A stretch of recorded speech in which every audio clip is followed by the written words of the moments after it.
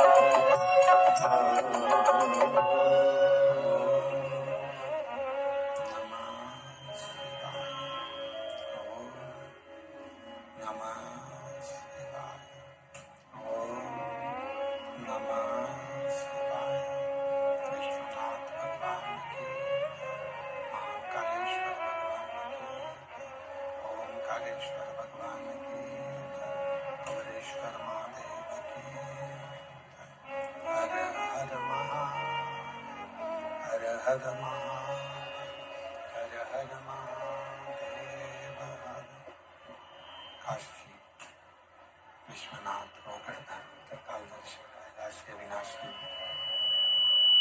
भगवान शिव जिनकी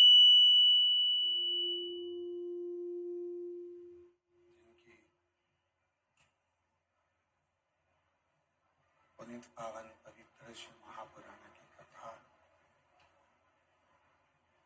भगवान शिव की कृपा से, उनकी करुणा से, उनकी उदारता से श्रवण करने का सौभाग्य आप और हम सभी को प्राप्त हुआ है। भगवान शिव गोवर्धन त्रिकालदर्शी कैलाश विनाशी की पवित्र कथा भगवान शिव की उदारता से, करुणा से, कृपा से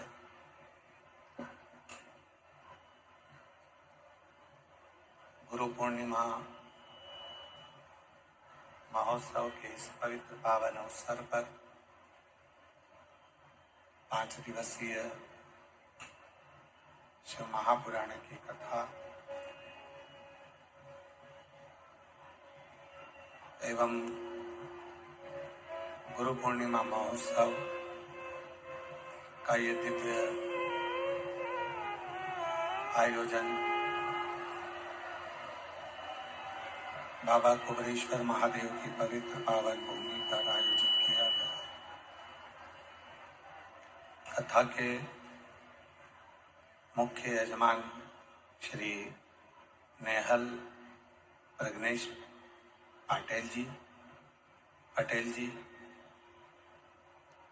प्रियंशा पटेल जी यूएसए से, श्रीमती मधु महेश कुमार राय जी इंदौर से, श्री संजय अग्रवाल जी ग्वालियर से, श्रीमती मीनाक्षी बाला साहेब काटे जी संभाजी नगर से, श्रीमती हरवंती बाई पुत्री कृष्णाबाई माला कर जी माथेला खंडवा से, श्रीमती आंजला अग्रवाल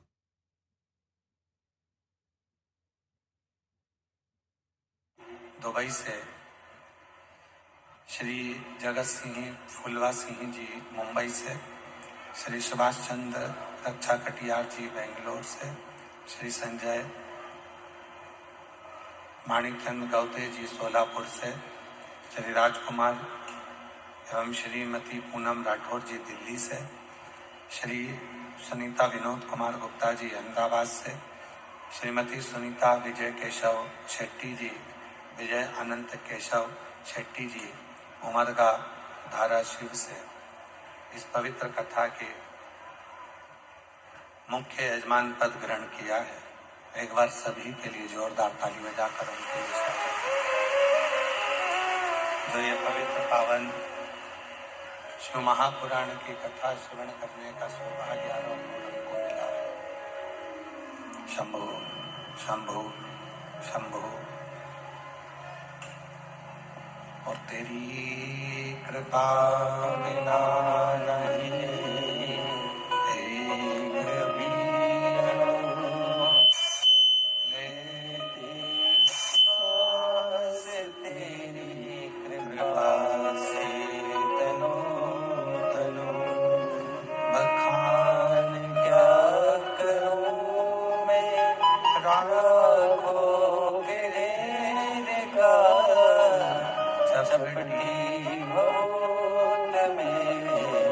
खजाना कुबेर का गंगाधार मुक्तिद्वार ओमकार तू भोले ओमकार तू आयो शक्ति शंभु तार तार तू। शिव की कृपा होती है, करुणा होती है, दया होती है, तब जाकर कहीं शिव महापुराण की कथा श्रवण करने का सौभाग्य प्राप्त होता है।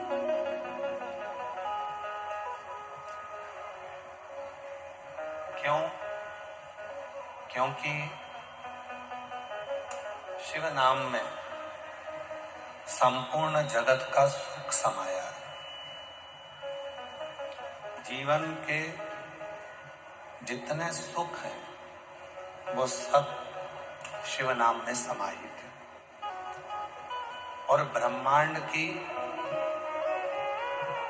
संपूर्ण ब्रह्मांड की जितनी ऊर्जा है, संपूर्ण ब्रह्मांड की जितनी भी ऊर्जा है वो सब शिव में ही समाहित है, भगवान शंकर में ही समाहित। बक्से खोलो बक्से सारे पंडालों के। शिव नाम की ऊर्जा एक ऐसी ऊर्जा है जो संपूर्ण जगत का संचार करने वाला, संपूर्ण जगत।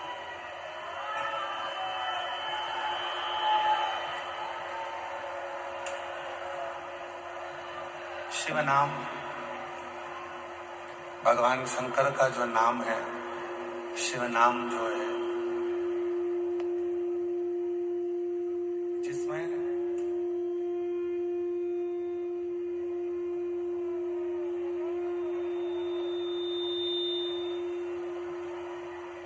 ब्रह्मांड की सारी ऊर्जा उस शिव नाम में समाई।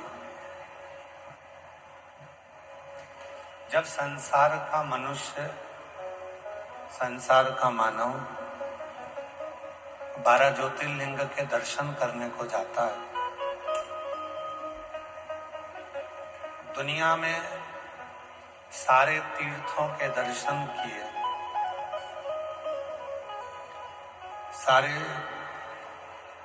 कुंडों का स्नान किया, सारे सरोवरों का स्नान किया, पर जब 12 ज्योतिर्लिंग में से किसी भी एक ज्योतिर्लिंग में जब संसार का मनुष्य दर्शन करने के लिए पहुंचता है, जाता है, तो वहां से उसको प्रसाद मिले ना मिले, वहां से उसको बेलपत्र मिले ना मिले, वहां से उसको कुछ मिले ना मिले, पर जब वो ज्योतिर्लिंग के शिखर के मात्र दर्शन कर लेता है तो उसके अंदर एक ऊर्जा प्राप्त हो जाती है। वो ऊर्जा संसार के सारे दुखों से लड़ने का बल है। वो ऊर्जा कोई साधारण ऊर्जा नहीं हो, सबसे लड़ने का बल वो ऊर्जा प्रदान करती। वो ऊर्जा कोई साधारण सी ऊर्जा नहीं।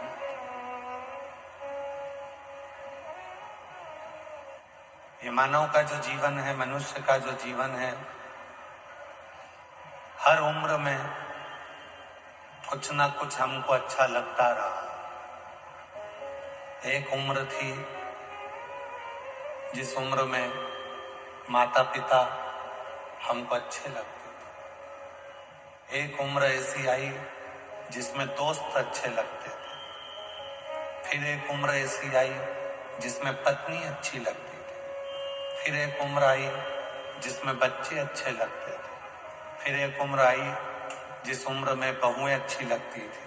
फिर एक उम्र ऐसी आई जिसमें अंतिम क्षण में वो परमात्मा अच्छा लगने लगा, तो सब बुरे लगे।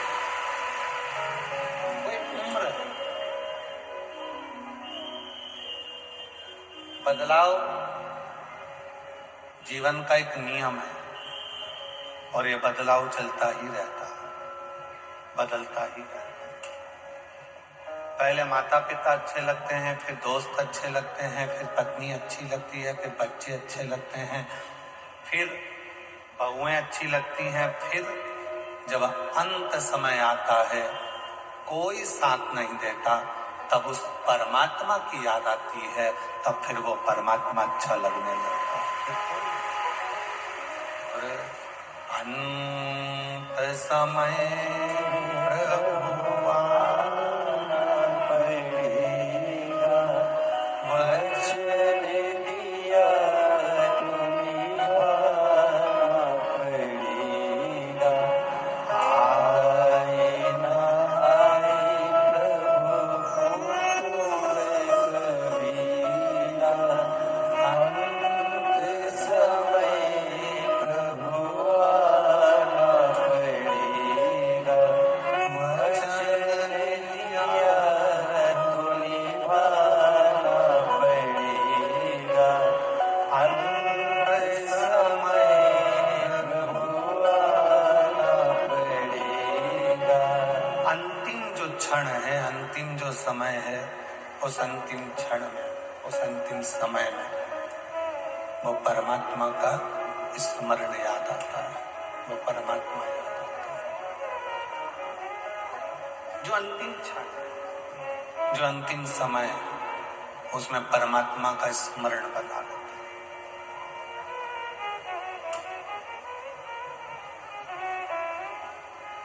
जब आपको शुगर की बीमारी होती है ना, तो डॉक्टर आपसे पूछते हैं तुम्हारे माता पिता को थी क्या, तुम्हारे परिवार में किसी को थी क्या?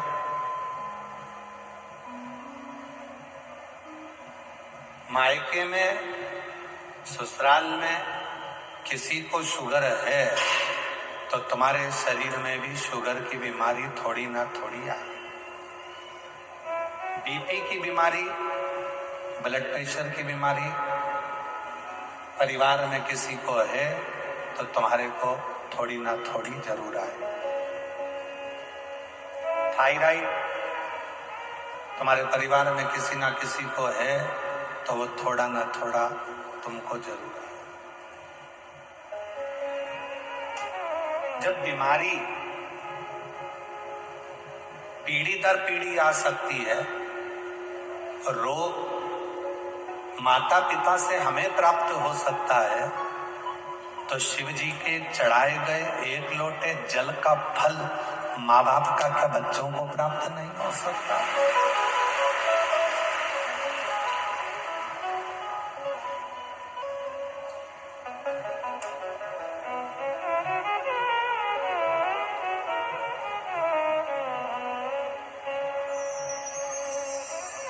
एक माँ ने एक लोटा जल शिव जी को चढ़ाया, उसका फल माता, पत्नी, स्त्री, बेटी, एक नारी जब शिव जी को जल चढ़ाती है तो उसका फल ससुराल की भी 71 पीढ़ी को प्राप्त होता है और मायके की भी 71 पीढ़ी को प्राप्त होता है। एक लोटा जल सारी समस्या का, बोल बम का नारा है। एक लोटा जल जब घर की स्त्री, घर की नारी चढ़ाती है, उसका फल उसके बच्चों को मिलता है, उसकी पीढ़ी दर पीढ़ी प्राप्त होता है, उसकी पीढ़ी दर।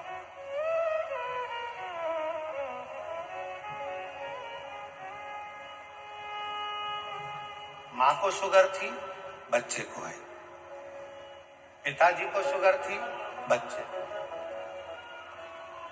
माँ को बीपी था, पिताजी को बीपी था, बच्चों को आए। जब माता पिता के बीमारी के लक्षण बच्चों को आ सकते हैं, तो फिर माता पिता के पुण्य के लक्षण भी संसार के बच्चों को जरूर प्राप्त।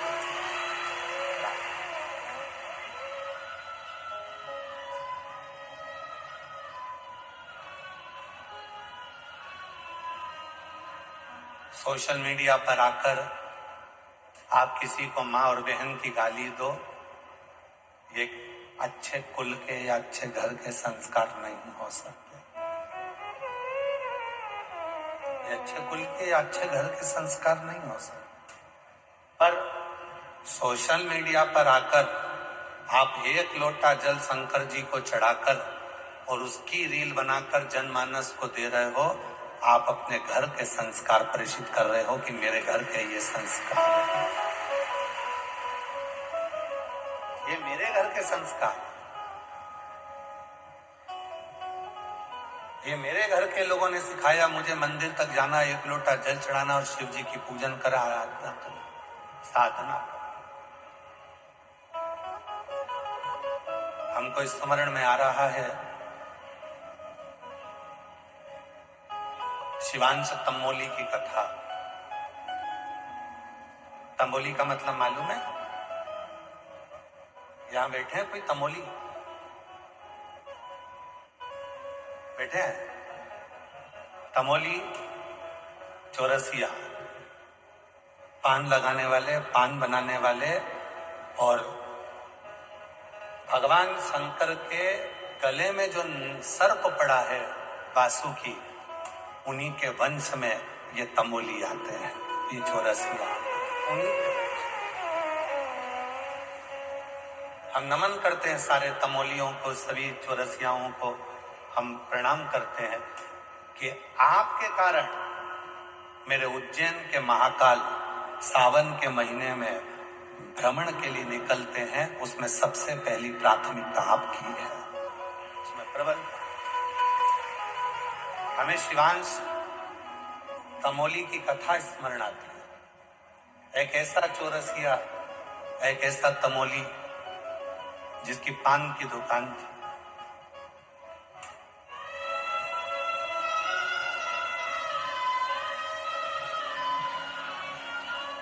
पान की दुकान है जिसकी, उज्जैनी अवंतिकापुरी में रहता है। एक छोटी सी गुमटी थी, कपड़े पर पान रख लेता था, उसी को लगा लगा कर सबको बेचा करता था। महाकाल के दर्शन का रोज का नियम था, बिना महाकाल के दर्शन के एक दिन भी वो तमोली नहीं रहता था। वो शिवांश तमोली, वो चौरसिया एक दिन भी बिना शिव के दर्शन के नहीं रहता था। एक दिन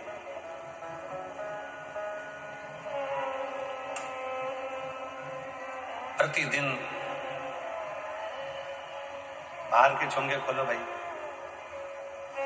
प्रतिदिन भगवान शंकर महाकाल राजा के मंदिर जाना, प्रतिदिन महाकाल राजा का दर्शन करना, प्रतिदिन महाकाल दर्शन कर कर अपनी दुकान खोलना और पान बेचना, ये चाहता प्रतिदिन रोज। और जब वो शिवजी के दर्शन कर कर वो तमोली चला जाता, तब मेरे महाकाल बाबा ठहाका लगाकर हंसते रोज।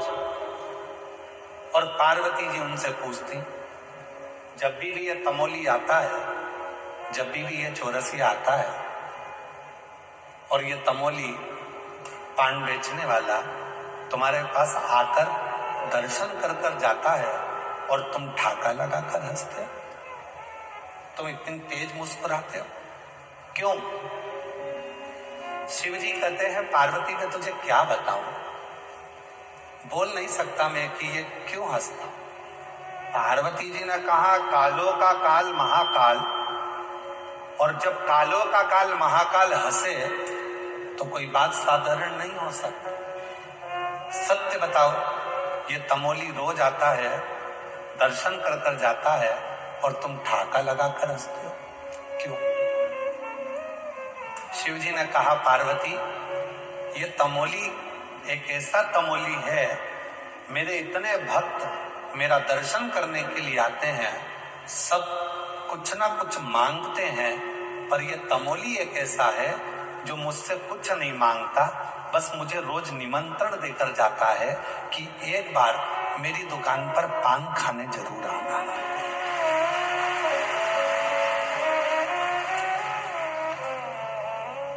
एक बार मेरी दुकान पर तुम पान खाने जरूर आना। पार्वती बस उसकी इसी निमंत्रण को मैं सुनकर हंसता हूं, इसी निमंत्रण को सुनकर मैं हंसता हूं। महाकाल राजा कहते हैं, पार्वती दुनिया की रीति है, जो मुझे रोज निमंत्रण देता है, एक ना एक दिन मैं उसके दरवाजे पर जरूर पहुंचता हूं, ये निश्चित। और वो समय का इंतजार करूंगा, वो समय आएगा और मैं उसके घर पर जाऊंगा, पान भी खाऊंगा, निश्चित है। अब तो तमोली रोज जाता, रोज भगवान को निमंत्रण देता। एक दिन तमोली के मन में आया कि अब मैं बहुत शिथिल हो गया हूं, अब मुझसे ना जाने मेरी जिंदगी कितनी बची है, कोई भरोसा नहीं है। एक दिन जिद में शिवजी के मंदिर में महाकाल के पास पहुंच गया और जय महाकाल कहकर जो उसने आवाज लगाकर कहा, बाबा मेरे जीते जी नहीं आओगे तो क्या मेरे मरने के बाद आओगे?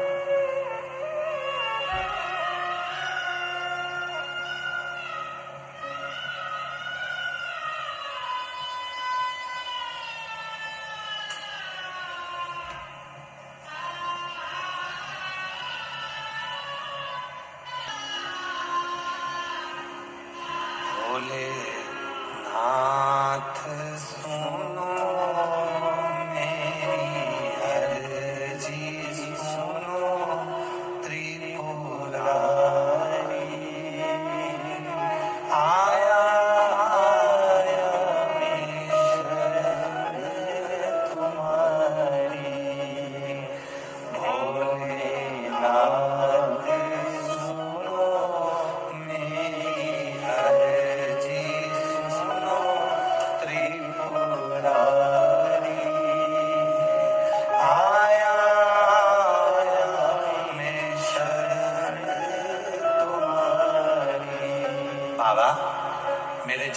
नहीं आओगे तो क्या मेरे मरने के बाद आओगे? इतना तो कहना था और तमोली कहकर गया। आज मेरे महाकाल ने नंदी को बुलाया, नंदी चल, रूप बदल, दोनों दोस्त बनकर चलते हैं, पान खाकर आते हैं।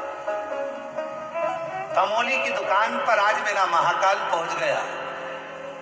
ला भैया पान देना जरा। तमोली ने लगाया कत्था चूना पान बनाकर और जो दिया महाकाल राजा को। महाकाल राजा ने जो पान खाया, पान खाकर दोनों नंदी और शिव चल दिए, चले गए। तब याद आया पैसे तो देके ही नहीं गए। तब याद बिना पैसे के चले गए। कल आएंगे ना तब पैसा लेकर आऊंगा, कल लेकर रहूंगा पक्का। दूसरे दिन फिर महाकाल आ गए, वही मेरा नंदी साथ में मेरा बाबा। लाओ पान दो, पान खाया। जितनी देर तक महाकाल वहां रहते पान खाते उतनी देर तक उसको पैसे की याद नहीं आती। तुम्हारे जैसे ही है, जल चढ़ाती है तब तक याद नहीं आती कि गले में चेन कहां गई, गले में मंगलसूत्र था कहां चले गया, बैग था कहां गया, पर्स था कहां गया, मोबाइल था कहां गया, सुध नहीं रही। ध्यान तो शिव में था। महाकाल राजा ने कहा लाओ पान दो, पान खाया, फिर चले गए, याद ही नहीं रहा। दिन निकलते गए। महाकाल राजा उस तमोली से खूब हंस मोल कर बात करने लगे। अब तो दोनों में ऐसी घुटने लगी कि जब महाकाल आते तमोली पान लगा कर दे देता। कभी कभी भगवान सुपारी ज्यादा मांग लेते तो कभी कत्था ज्यादा लगवा लेते, पर तमोली को पैसे की याद नहीं आती। पैसे की याद कब आती? जब महाकाल चले।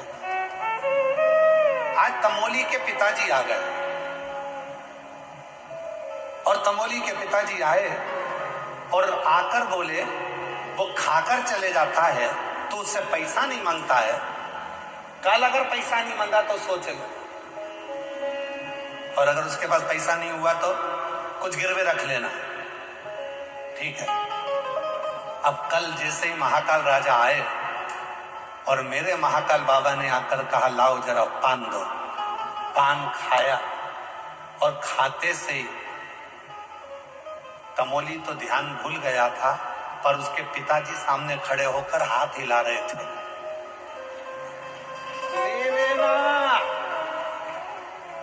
तमोली को याद आया, बाबा ए भैया लाओ जरा पान का पैसा दो। महाकाल राजा बोले पैसा वैसा तो हमारी जेब में रखते नहीं है, जप्ती भभूत में है खजाना कुबेर का। जब भभूत में करोड़ों का धन है तो जेब में पैसा कौन लेके चलता है? देखा कौन? जप्ती भभूत में है खजाना हे गंगाधार मुक्ति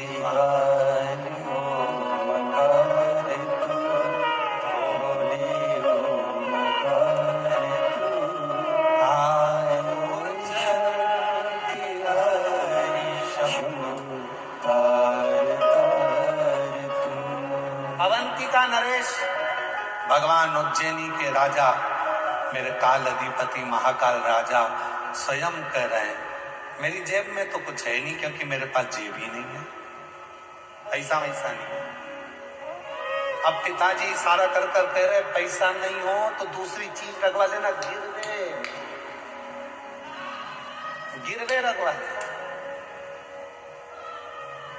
तमोली ने कहा देखो भाई अपनी दोस्ती एक तरफ,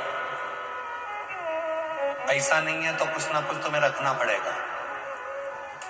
महाकाल नंदी को देख रहे, नंदी महाकाल को देख रहे।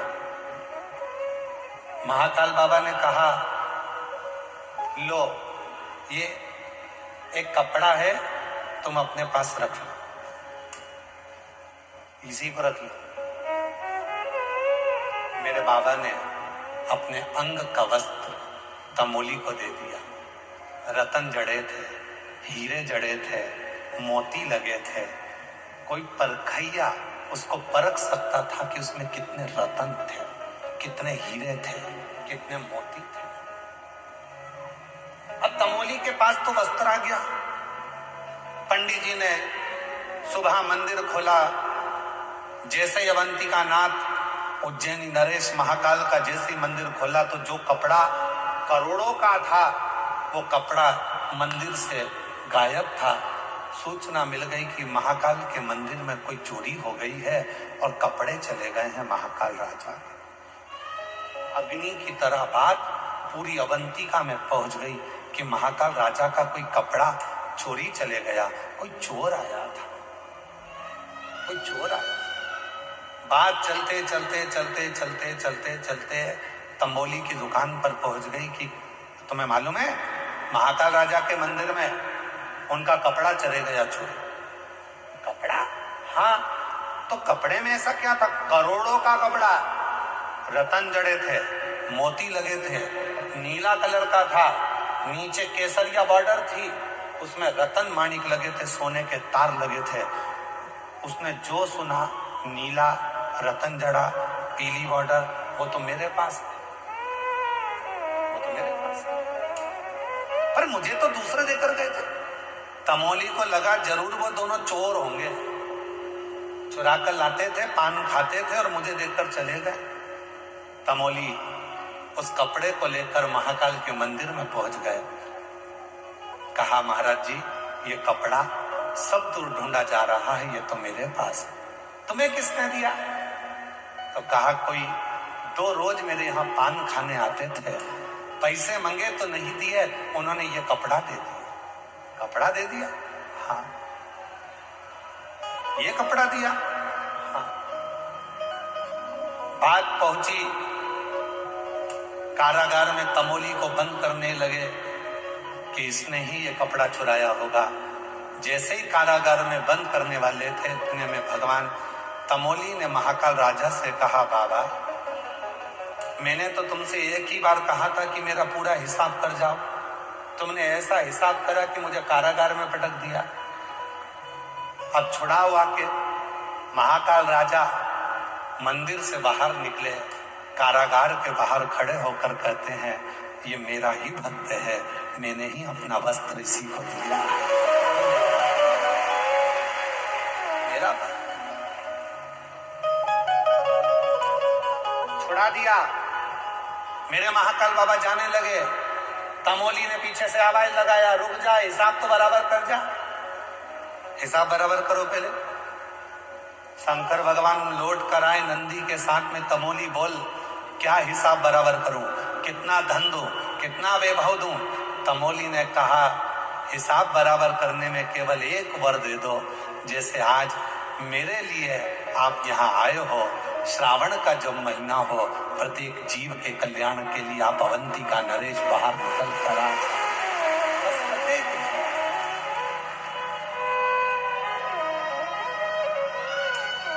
सबके और तुम आना भोले मेरे मकान में, तेरा डमरू डम डम बाजे सारे जहान में। तुम आना भोले बाबा मेरे मकान में, तेरा डमरू डम डम बाजे सारे जहान में। तुम पार्वती को लाना, तुम गणपति को लाना मेरे मकान में, तेरा डमरू डम डम बाजे सारे जहान में। एक तमोली के लिए, एक तमोली के लिए मेरे बाबा भोलेनाथ, मेरे शंभुनाथ, मेरे त्रिकालदर्शी, कैलाशी, अविनाशी, मेरे महाकाल राजा आज भी अवंतिकापुरी उज्जैनी में सावन के महीने में 12 ज्योतिर्लिंग में केवल एक ज्योतिर्लिंग है उज्जैनी महाकाल, जिसमें मेरे बाबा सावन के महीने में हर सोमवार को बाहर निकलते हैं अपने भक्तों के लिए।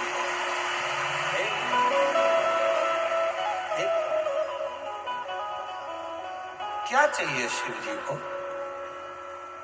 केवल तुम्हारा भाव, शुद्ध भाव और कुछ नहीं।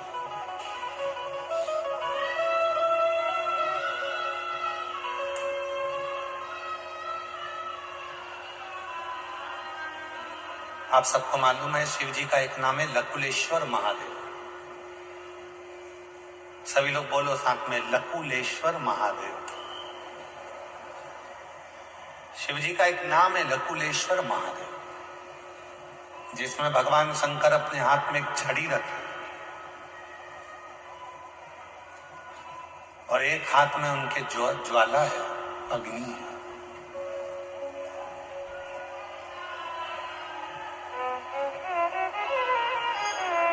नहीं चल रहा है? एलईडी नहीं चल रही है क्या? एलईडी नहीं चल रही है कि माइक नहीं चल रहा है? एलईडी है। एलईडी वाले एलईडी चलाएं।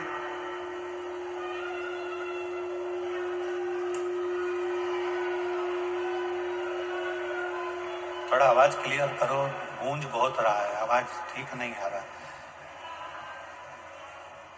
शिव जी का नाम है एक लकुलेश महादेव, लकुलेश्वर महादेव।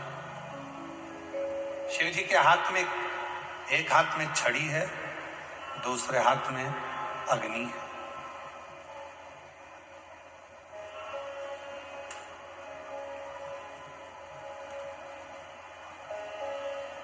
कुर्म पुराण के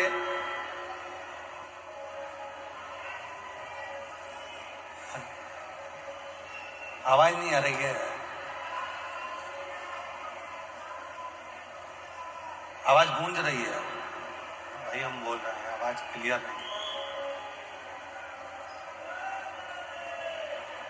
शिव जी का एक नाम है लकुलेश महादेव। कूर्म पुराण के अध्याय नंबर 53 में, वायु पुराण के अध्याय नंबर 23 में, लिंग पुराण के अध्याय नंबर 24 में लकुलेश महादेव का वर्णन है। लकुलेश जिनके एक हाथ में छड़ी है और दूसरे हाथ में अग्नि है, लकुलेश।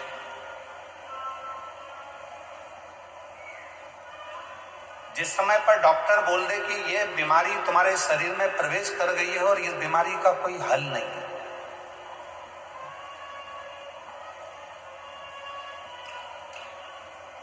कई बच्चे ऐसे हैं, कई बुजुर्ग ऐसे हैं जिनके शरीर के पांव काम नहीं कर रहे हैं, हाथ काम नहीं कर रहे हैं, धीरे धीरे उनका शरीर शिथिल होते जा रहा है, शरीर की नाड़ियां काम करना बंद कर देती हैं या शरीर काम करना बंद कर देता है।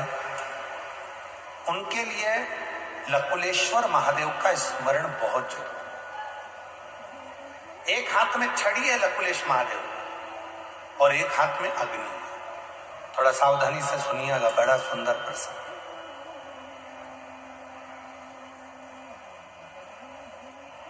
एक बार धर्मराज न्याय करने के लिए बैठे थे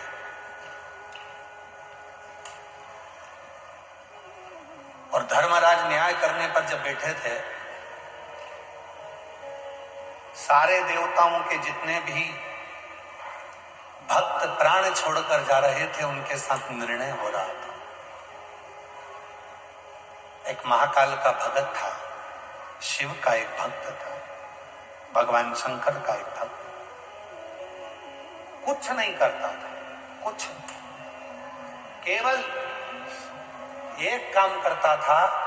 ना उसके पास में धन था, ना उसके पास में वैभव था, ना उसके पास में दौलत थी, ना उसके पास में संपदा थी।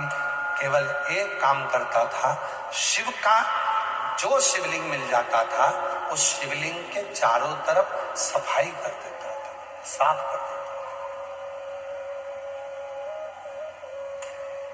शिवलिंग के चारों तरफ सफाई करता था। शिवलिंग के चारों तरफ साफ करता था। बस एक नियम था उसका, ना वो बेलपत्र चढ़ाता था, ना वो जल चढ़ाता था, ना वो चावल चढ़ाता था, ना वो दीप जलाता था, ना उसके पास चंदन था, ना अगर था, ना तगर था, ना धूप बत्ती थी, ना अगरबत्ती थी, कुछ नहीं। केवल चंदन का लेपन करने की जगह भूमि की सफाई करता। शिव जी के वो भक्त के प्राण छूट गए। प्राण छूटे तो वो धर्मराज के सामने गया। जितने भी भक्त आ रहे थे धर्मराज उनको वैकुंठ की ओर भेजते जा रहे थे, पर शिव का ये भक्त ऐसा था जिसने ना लोटा भर के जल चढ़ाया, ना बेलपत्र चढ़ाई, ना कभी व्रत करा, ना कभी उपास करा, केवल मंदिर की सफाई करी। इसको देखकर धर्मराज के मुख से निकल गया कि एक काम करो कि इसने कभी मंदिर में न चंदन लगाया, न जल चढ़ाया, न धूप बत्ती लगाई, न अगरबत्ती लगाई, न दिया जलाया, न पूजन करी, केवल मंदिर में सफाई करता था, इसलिए इसको स्वर्ग का रास्ता नहीं दिखा सकता, इसको वैकुंठ नहीं दे सकता। इतना तो सुनना था, जब उस शिव के भक्त को वैकुंठ के रास्ते पर ना भेजते हुए दूसरे रास्ते पर जब भेजा गया, इतनी देर में तो मेरा देव अधिदेव महादेव स्वयं दंड लेकर, छड़ी लेकर, हाथ में अग्नि का खप्पर लेकर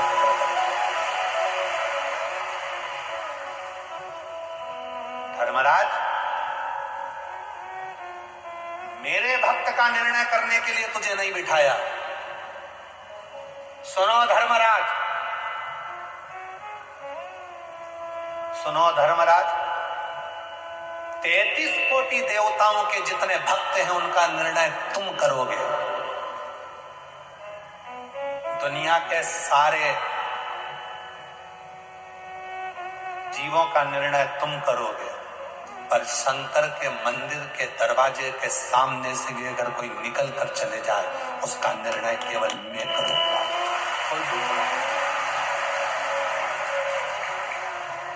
उसका निर्णय कोई दूसरा नहीं कर सकता। उसका निर्णय केवल काल अधिपति महाकाल करेगा, विश्वनाथ करेगा, सोमनाथ करेगा, मल्लिकार्जुन करेगा, केदारनाथ करेगा, स्वयं भीमा शंकर, स्वयं कृष्णेश्वर, स्वयं नागेश्वर करेगा, कोई दूसरा नहीं, मैं स्वयं करूंगा।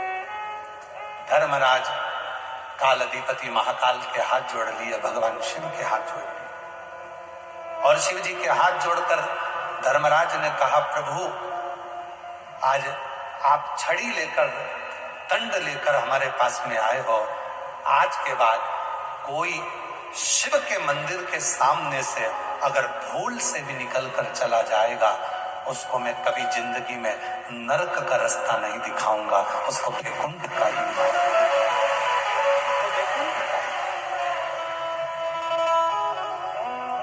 शिव जी का नाम हो गया लकुलेश। फिर से बोलो एक बार,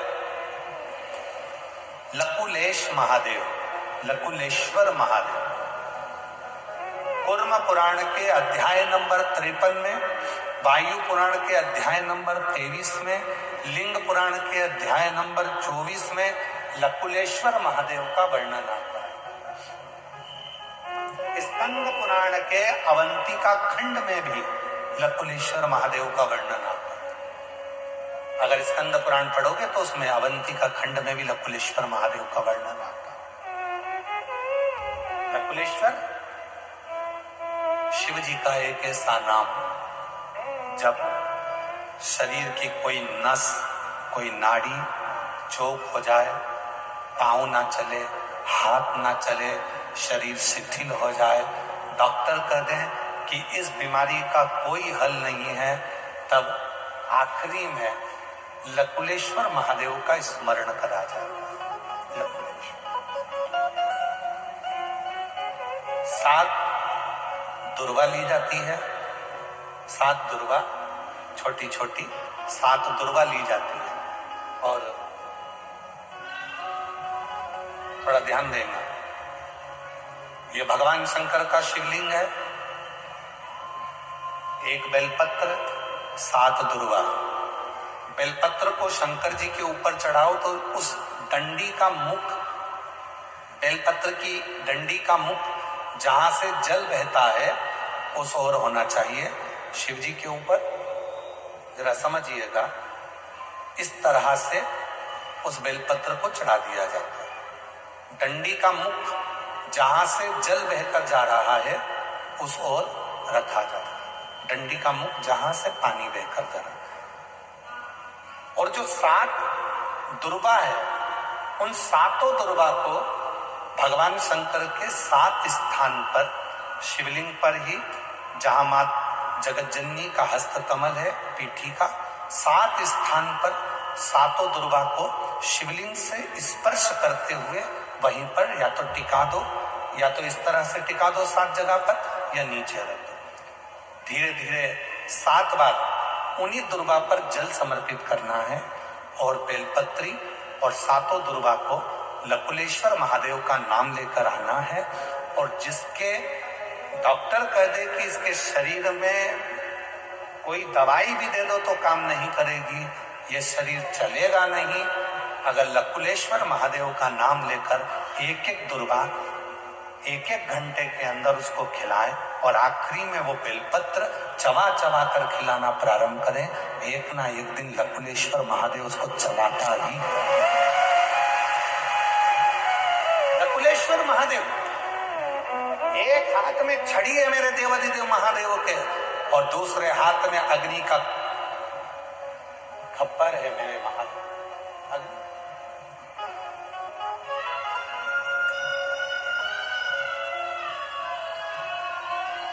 वो निर्णय देता है। एक पत्र है, अच्छा है, देखिए पत्र अच्छा है।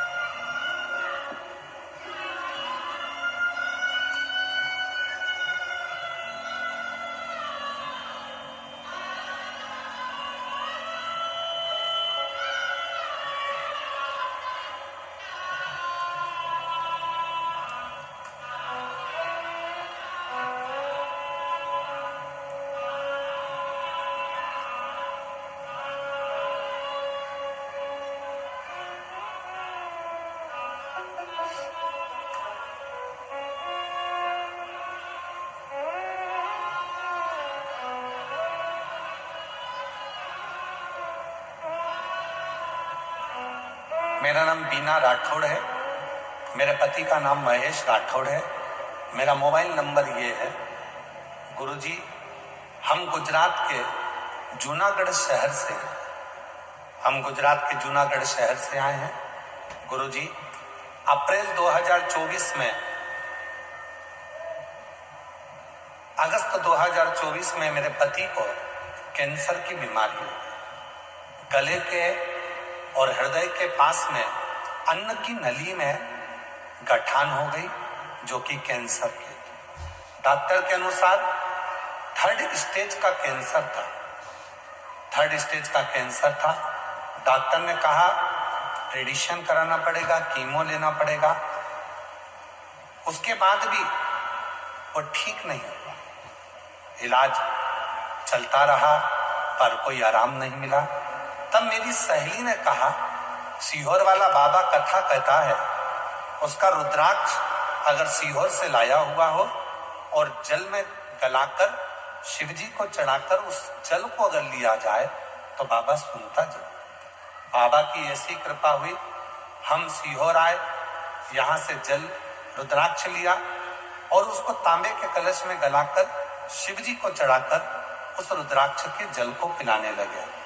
गुरुजी, बाबा ने ऐसा चमत्कार करा कि जो गठान उनके गले में आ रही थी जांच में, बाबा की कृपा से पूरी की पूरी गठान गल गई और आज मेरे पति ठीक हो गए। मैं बाबा को यहाँ प्रणाम करता हूँ।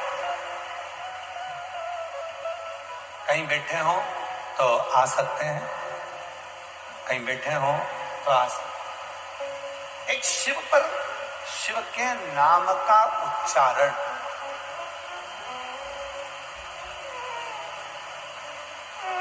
शिव के नाम का स्मरण हमारे जीवन को सुख करता। लकुलेश महादेव का नाम, लकुलेश्वर महादेव का नाम जब हम लेते हैं, लकुलेश्वर महादेव का जब हम नाम स्मरण करते हैं तो वो लकुलेश्वर महादेव का नाम हमें कहीं ना कहीं किसी ना किसी रूप में उलझनों से मुक्त करता है। एक बार सब बोलो, कौन से महादेव हैं? आवाज नहीं आई, जम के बोलो। लकुलेश्वर महादेव। लकुलेश्वर महादेव का नाम का उच्चारण 7 दुर्वा, 1 बेलपत्र और 7 दुर्वा के स्थान पर थोड़ा थोड़ा जल जब हम समर्पित करते हैं और उन दुर्वा को, जिसका शरीर काम नहीं कर रहा, डॉक्टर कह दिए कि इसका कोई इलाज ही नहीं है, तब वो दुर्वा और वो बेलपत्र काम आती है। इसको 1 महीने में 2 बार प्रदोष आती है, उसी तरह इस उपाय को भी केवल 2 बार ही किया जाता है महीने में, केवल। और धीरे धीरे धीरे धीरे फिर वो शरीर काम करना प्रारंभ कर। लकुलेश्वर जो जैसी भावना हो वैसा फल पाया, नहीं खाली उसे लौटाया, वो मन नहीं मन हर्षाया, और कर दिया मान काशी वाले ने लुटा दिया। काशी वाले ने। जितने भी भगवान शंकर के नाम बताए जाते हैं, एक तरीका बताया जाता है शिव जी की पूजन का, वो हमें फल देते। एक पत्र है, देखिए। मेरा नाम सावित्री है, मेरे पति का नाम ओम प्रकाश है। गुरुजी, मैं पानीपत की रहने वाली हूं, कहीं बैठी हो तो आ सकते हैं। मेरा नाम सावित्री है, मेरे पति का नाम ओम प्रकाश है। गुरुजी, मैं पानीपत की रहने वाली हूं, मेरा मोबाइल नंबर ये है। मेरे 22 साल से मुझे सांस की बीमारी थी।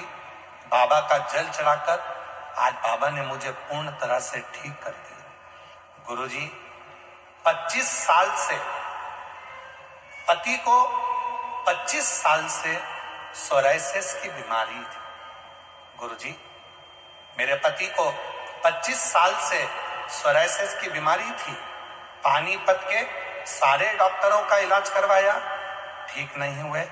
दिल्ली दिखवाया, ठीक नहीं हुए।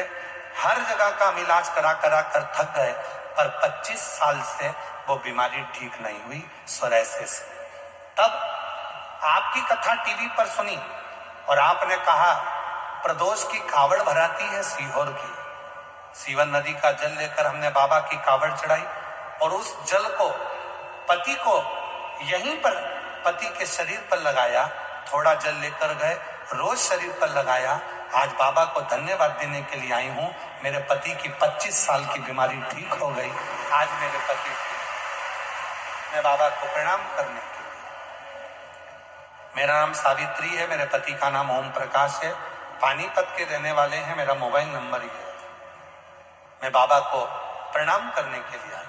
गुरुजी, हमने 11 कथा के पंडाल में कथा सुनी है और बाबा ने सब संभाला। शिव की कृपा से सब कुछ ठीक। शिव शिव है, वो साधारण नहीं। मांगा है भोलेनाथ से वरदान, मांगा है भोलेनाथ से वरदान लेके, तेरी कृपा बनी रहे जब तक है जिंदगी, तेरी कृपा बनी रहे जब तक है जिंदगी। मां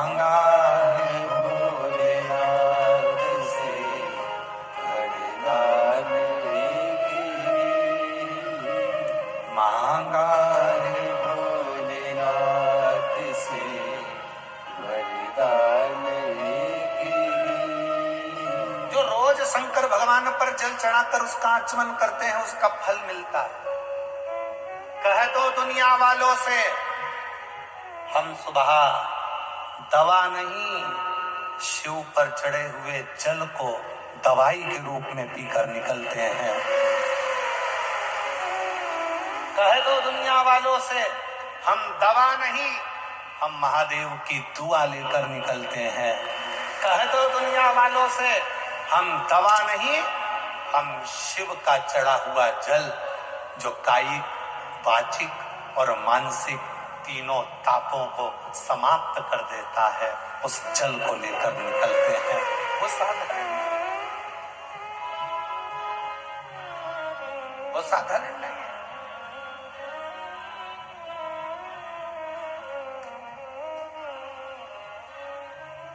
उससे प्रीत, उसके चरणों की प्रीति साधारण। महाराज कितना कृपालु है मेरा शिव, जरा देखिएगा कितना दयालु है। प्रतु ऋषि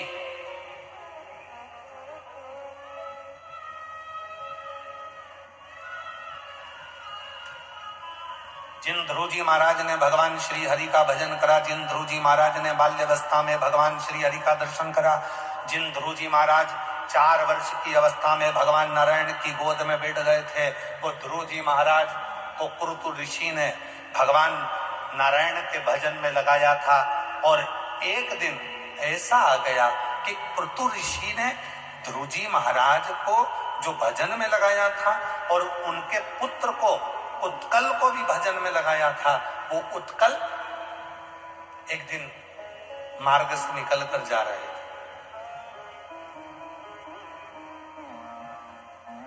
और सामने से सुतपा ऋषि आ रहे थे। सुतपा ऋषि सामने से निकल कर आ रहे थे, स्नान कर आ रहे थे। सरोवर का स्नान कर सुतपा ऋषि जब आए तो उन्होंने ध्रुव जी के बेटे उत्कल को देखा। उत्कल उस समय राज सिंहासन पर बैठे थे, चारों तरफ उनका राज्य था।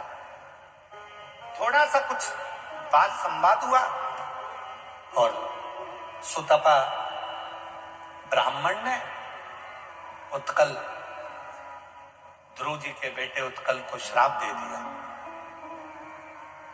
तुम श्रीहीन हो जाओगे, तुम्हारे घर में कोई संपदा नहीं रहेगी, कोई लक्ष्मी नहीं रहेगी, कोई वैभव नहीं रहेगा, कोई धन नहीं रहेगा।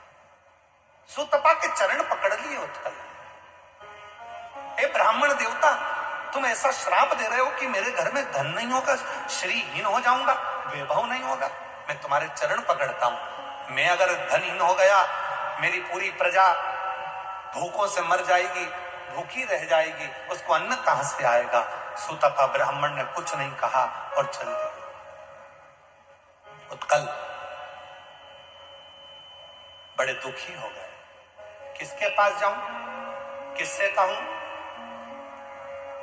श्रीहीन हो गया, धनहीन हो गया, वैभवहीन हो गया, अब मैं किससे कहूं। तब वहीं से क्रतु ऋषि जा रहे थे। क्रतु ऋषि ने कहा, उत्कल क्या बात है, तुम बड़े दुखी दिख रहे हो। महाराज मुझे श्राप लगा है एक ब्राह्मण का, मेरे घर में धन नहीं रहेगा, कंगाल हो गया, लक्ष्मी नहीं है। मैंने अपने नगर के सारे विद्वान ब्राह्मणों को, सारे पुरोहितों को, सारे विद्वत जन को बुलाकर पूछ लिया, सबने कह दिया तुम धनहीन हो गए हो, तुम कंगाल हो गए हो, तुम श्रीहीन हो गए हो। परसों की कथा में कहा था, बुखार आएगा कोई भी हाथ पकड़ लेगा, स्वास्थ्य खराब होगा कोई भी तुम्हारा हाथ पकड़ लेगा, पर समय खराब होगा तो कोई तुम्हारा हाथ नहीं पकड़ेगा, कोई पकड़ने वाला नहीं होगा। स्वास्थ्य खराब होगा तो कोई भी हाथ पकड़कर बाथरूम ले जाएगा, स्वास्थ्य खराब होगा तो कोई भी हाथ पकड़कर तुमको पलंग पर सुला देगा, स्वास्थ्य खराब होगा तो तुम्हें हाथ पकड़कर लोग खाना खिला देंगे, स्वास्थ्य खराब होगा तो लोग तुम्हें चाय पिला देंगे, स्वास्थ्य खराब होगा तो कोई भी हाथ पकड़ लेगा, पर समय खराब होगा तो कोई तुम्हारा हाथ नहीं पकड़ेगा। समय खराब होने पर तो केवल एक देवादिदेव महादेव तुम्हारा हाथ पकड़ते हैं, बाकी का कोई नहीं। ऋषि ने देखा कि उत्कल धनहीन हो गया, वैभवहीन हो गया, सत्ताहीन हो गया, उसके पास में संपदा नहीं है, धन नहीं है, वैभव नहीं है, बड़ा दुखी हो गया। क्यों चिंता करते हो? मैंने भगवान विष्णु की भी आराधना करी। विष्णु जी ने मना कर दिया कि मैं तुम्हें धन नहीं दे सकता, क्योंकि तुम्हें ब्राह्मण का श्राप लगा। ब्रह्मा जी की आराधना करी मैंने, उत्कल कहते हैं, पर ब्रह्मा जी ने भी कह दिया कि तुम्हें ब्राह्मण का श्राप लगा है, तुमको धन नहीं मिलेगा। अब मैं क्या करूं? क्रुत ऋषि ने कहा कुछ मत कर, कुछ मत, केवल एक काम कर, कोई शिव का भक्त निकल कर जा रहा हो, उसका मुख झूठा करा दे। हम जब इस व्यासपीठ से कहते हैं ना कि कुछ नहीं हो तो अपने साथ में 2 पानी की बोतल लेकर चलो, एक खुद के लिए, एक अड़ोसी पड़ोसी के लिए। हम इस व्यासपीठ से कहते हैं कि बन जाए तो 10-20 रुपए की कोई टॉफी, कोई बिस्कुट, कोई पानी का पाउच, कोई पानी की बोतल किसी को देकर देखना, पिलाकर देखना, अगर कोई शिव पुराण का सुनने वाला कोई श्रोता हो, कोई श्रोता। जब मां सीवन के तट से कावड़ चलती है, कुबेरेश्वर धाम तक कावड़ पहुंचती है, उसके बीच बीच में बहुत सारे स्टॉल लगते हैं। कोई पानी पिलाता है, कोई चाय पिलाता है, कोई बिस्कुट खिलाता है, कोई नाश्ता खिलाता है। हम उन स्टॉलों को देखकर और उन स्टॉल लगाने वालों को देखकर बड़े खुश होते हैं कि बाबा ने धन दिया तो इनको दिया, और कितनी कृपा हुई कि कोई कांधे पर कावड़ लेकर जा रहा है, उस जल को ले जाने वाले का मुख झूठा करा रहे हो, उसका पूरा पुण्य तुम्हारे खाते में ले रहे हो। इससे बढ़कर सुख क्या होगा उससे?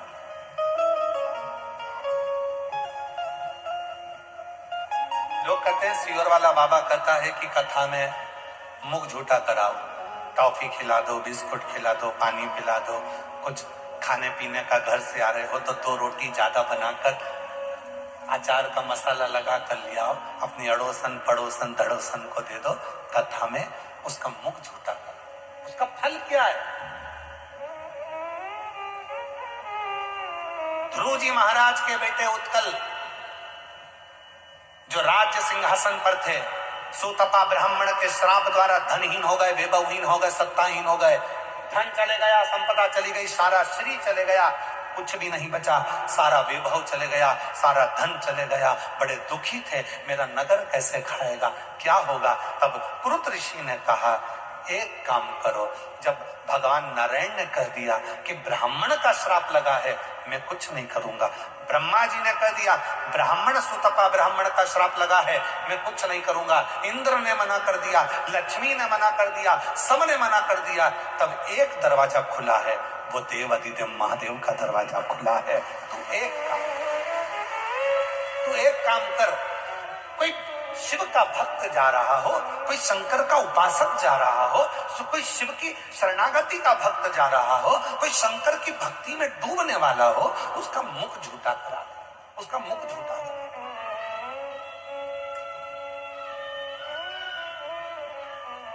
कर्तु ऋषि ने जैसे कहा, उत्कल शिव मंदिर जाने वाले भक्तों के मुख को जल देने लगे। उन्होंने कुआं खुदवा दिया, पानी कभी मुख झूठा करा देते। शिव ने करुणा कर, आज मेरा भोले बाबा भक्त के रूप में स्वयं आ गए, मंदिर जाने लगे मेरे भोलेनाथ।